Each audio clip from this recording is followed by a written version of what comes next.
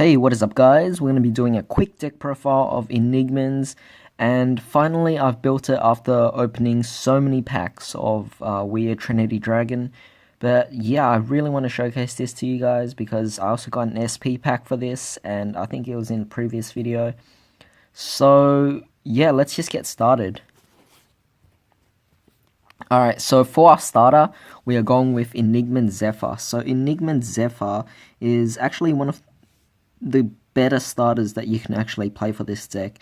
Basically, at the beginning of your attack step, you can counterblast one and bounce it back to your hand. And also, its second skill is Burst GB1 when this unit is placed on a rear circle.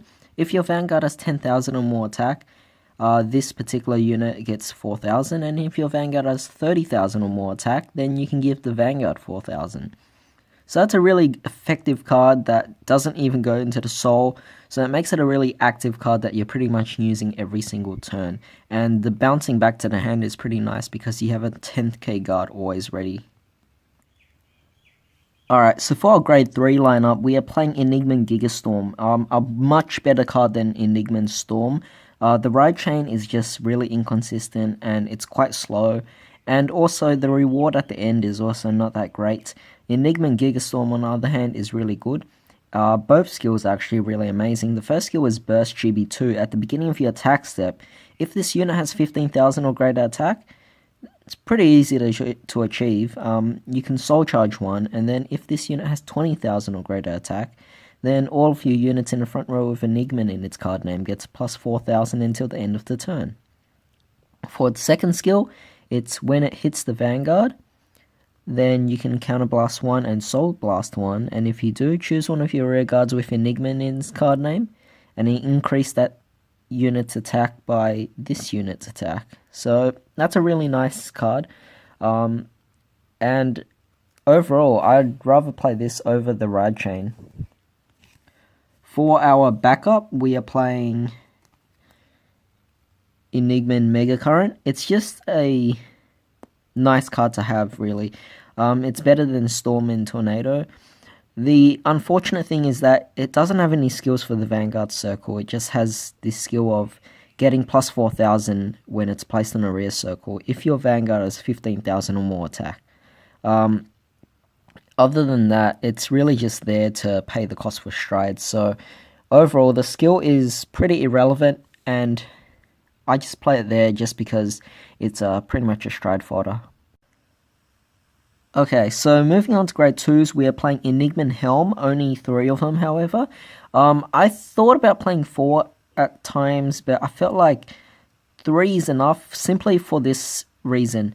Its skill is Burst GB2, so this will mostly activate in the later games, not in the early games, so this is why I'm playing only 3 of it.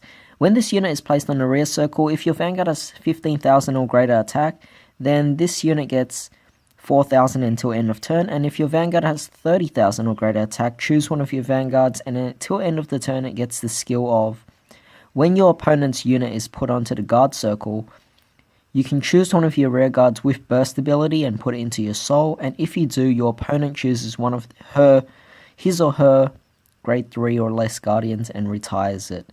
So basically, if your opponent plays a perfect guard, they have to discard an additional card, or rather, they have to retire an additional unit. And if they don't have anything else and they only have a perfect guard in the hand, then that perfect guard gets retired and it doesn't even activate. So it's a really nice card for a late game, actually, and it's kind of the specialty with what Enigman's been doing with this particular deck.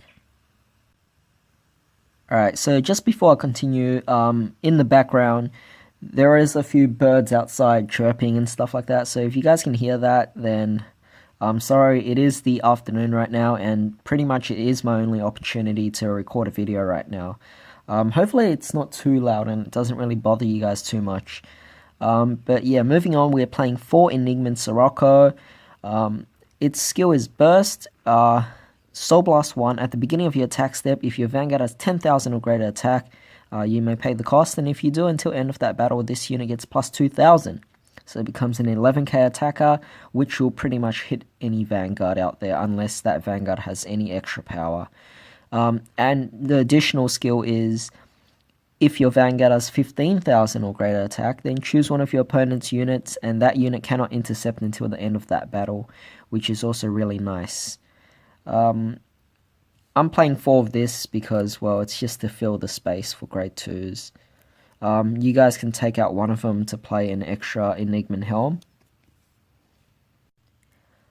Okay, so for the last of our grade 2s, we are playing Enigma Crescent. So this is one of the only cards so far that is not within the Trinity Dragon set. This is actually from set 7. So its skill is, when it's in the soul, it's treated as Enigman Wave. So it's actually meant to be support for the ride chain, but overall it still has a really nice skill, which is why we're playing it. So its skill is, when it's placed on a rear circle, choose one of your Vanguards with Enigman in its card name. It gets plus 4,000, and if you have 5 damage, choose one of your grade 3 Vanguards with Enigman in its card name, and until the end of the turn, it gets the skill of, when this unit attacks, until the end of that battle, your opponent cannot call grade 1 cards from the hand to the guard circle. So again, with the guard restrictions as well, that's a really nice card. Keep in mind though, your Vanguard does have to be a grade 3 Enigman, which is why it works with Enigman Mega Current and Enigman Gigastorm. So we're playing 4 of these because it's just a really amazing card. Alright, so next, moving on to grade 1s, we are playing 4 Perfect Guards, Enigman Calm. Is this an ordinary Perfect Guard? No, it's actually really amazing, and I've seen people actually play it in other Dimension Police decks as well, which is really awesome. So its skill is basically Burst. While in Drop Zone, GB2, at the end of the battle that your Vanguard with Burst ability attacked, you can Counterblast 1 and Soul Blast 1, and if your Vanguard has 40,000 or more attack, then you may pay that cost, and if you do, return this card to your hand. And if your Vanguard has an attack of 45,000 or more, then you can countercharge 1. So basically, it's really easy to already increase your Vanguard's attack to 45,000 and above. So pretty much you're just returning this card back to your hand as long as you can Soul Blast. So that's a really nice card because in a good situation, we can bring back all 4 back to our hand again, which is really amazing.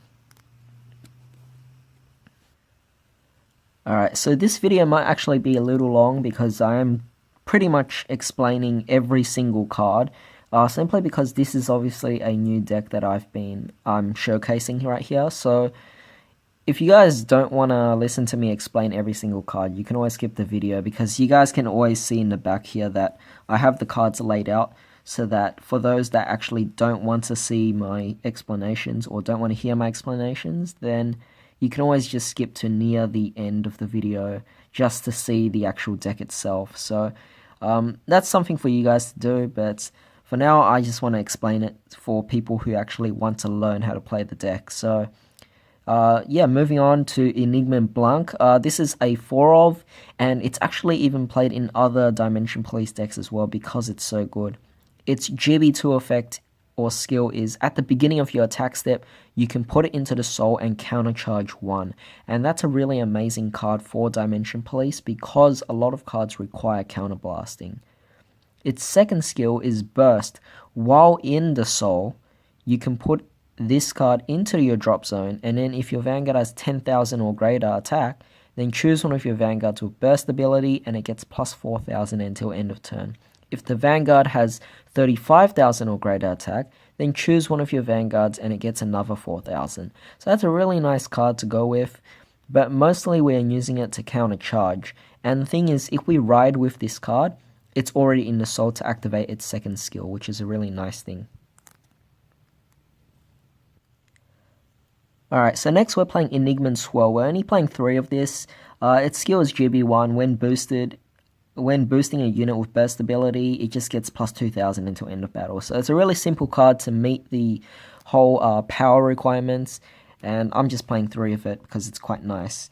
Then we are also playing 3 Enigma Squall.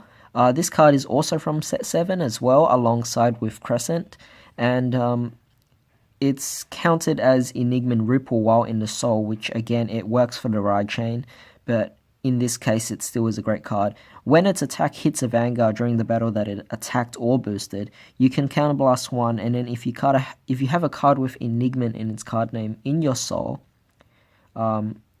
you can choose one of your Enigmans, and it gets plus 4,000. So that's quite nice. So that's actually quite nice, and it's just a 3 of, because it's not too overwhelmingly good, but at the same time, it's still decent enough to play. Alright, so putting everything aside, we're moving on to Grad Zeroes. We're playing 4 heals, Enigman Feign, which is also a common from the new set. Most of the cards in this deck are from the Trinity Dragon set, so it should be pretty easy to get most of these cards. And a few of the other cards come from set 7. We're playing 4 of the critical triggers, Enigman 4. And we are also playing 4 draw triggers, Enigman Mistral. You can basically put it into Soul and then choose one of your units, give it plus 3,000, which is actually quite nice because sometimes you're a little short of activating Burst. So I definitely recommend playing that. And the last card, you can always play the Enigman critical trigger from the first clan booster, but unfortunately I don't have access to the card, so I'm playing 4 stand triggers, and this one's actually pretty decent because it actually has a burst support. So if your Vanguard has 20,000 or greater attack, you can put this card into your Soul and draw a card.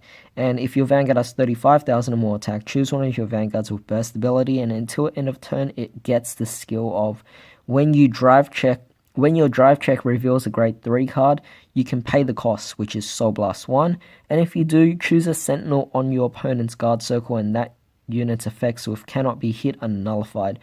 So, again, you're nullifying a perfect guard, which is really amazing because this will work perfectly with the strides that are coming up.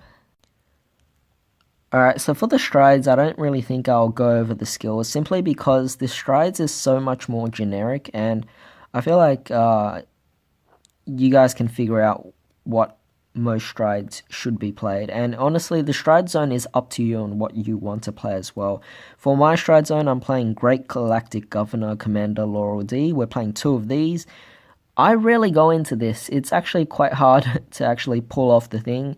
And it's very little reward as well, because you do have to have 4 rear guards on the field, which is quite difficult to achieve that. But I play 2 for now. I might even drop it back to 1.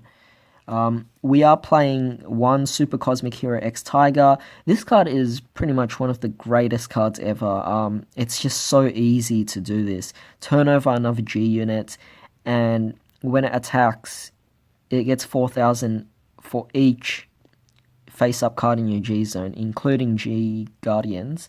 And if it has 45,000 or greater attack, then it gets an extra critical, so it pretty much ends the game. Just a really amazing card. I probably put in an extra one and take out 1 Laurel D. Okay, so for the rest of the strides, we're playing Super Cosmic Hero X Phoenix. We are playing Dark Superhuman Omega.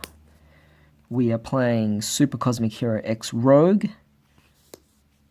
And we are also playing 3 Super Cosmic Hero X Lead. X Lead is amazing because it turns over another G unit for its skill. You can actually increase your chances, or rather speed up the possibility of achieving GB8, which is really fun. And also, X Tiger needs a lot of face-up G units, so X Lead is a great card to help you prepare for that, which I think is really amazing. So 3 of that. I might even increase it to 4 by taking out one of this, or this, because honestly, they're just there to fill the space for the stride zone.